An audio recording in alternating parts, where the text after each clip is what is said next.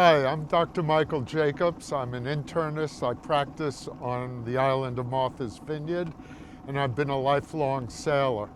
I've spent most of my professional life on the island taking care of sailors, and I've been very involved in teaching medicine for the Wilderness Medical Society and teaching and talking about and writing about safety at sea and marine medicine. In this segment that we're making for U.S. Sailing, we're going to be discussing many of the common ailments and illnesses and some of the emergencies that affect sailors at sea, whether it's a day sail or a coastal cruise or an ocean voyage. And there are things that you can do to better prepare yourself and your crew before setting out. As you probably know, medical emergencies can occur under a variety of circumstances. It doesn't have to be the conditions of a perfect storm. Common illnesses include seasickness, sun injury, sun exposure. We'll be talking about that later, as well as some of the major injuries which result from muscle strains and sprains and fractures. We'll also discuss that later. Right now, I just want to mention and discuss some of the things you can prepare yourself and your crew before heading out for a sail so that you can deal with many of these problems.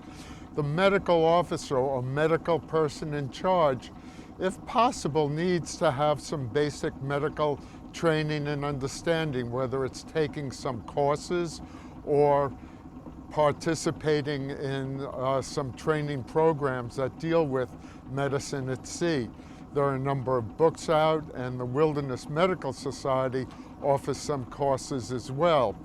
I mentioned the Wilderness Medical Society because the sea really is the greatest wilderness on this planet, and there are very many similarities. We have to deal often with medical problems in remote, austere environments where medical help is not necessarily immediately available. So we depend on a certain amount of self-reliance, having the proper tools and equipment and some training so that we can do at least the right thing at the right time, prevent minor problems from becoming major problems, and avoid an unnecessary medical evacuation at sea, which always incurs some threat to the people that are performing a rescue or to the people that are actually being evacuated.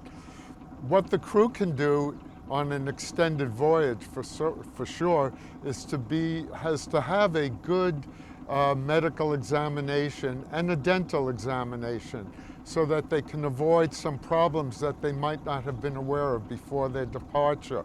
They should have a good medical history and bring their own medications and discuss with their physician some of the problems that might develop on a prolonged cruise.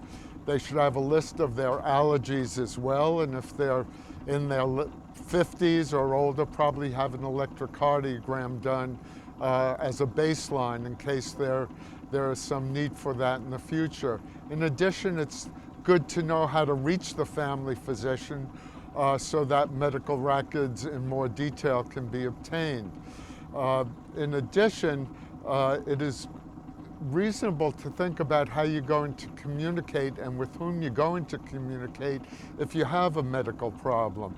Telemedicine is now available for most cruising boats, certainly for offshore organized races, and for a variety of people that wish to have medical backup. They're on call as physicians 24 hours a day, 7 days a week to deal with minor and major medical problems. So all of you sailors should learn how to use marine communications, understand radios, and how to communicate in a medical emergency.